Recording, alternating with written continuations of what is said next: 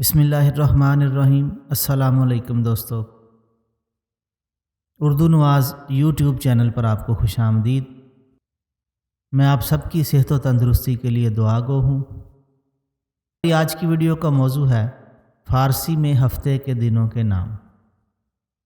फ़ारसी में हफ्ते को शम्बेह कहते हैं। इसका दुरुस्त तलफ़्फ़ुज़ है शम्बेह। इतवार को यकशंबेह कहते हैं, यकशंबेह।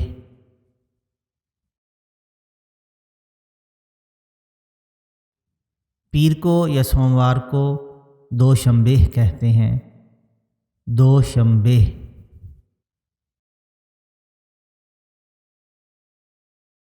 मंगल को फ़ारसी में सहशंबेह कहते हैं, सहशंबेह।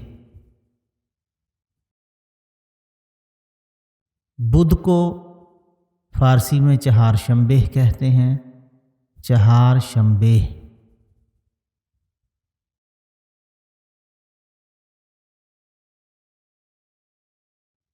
इसी तरह जुमेरात को फ़ारसी में पंजशंबेह कहते हैं, पंजशंबेह या पंजशंबेह।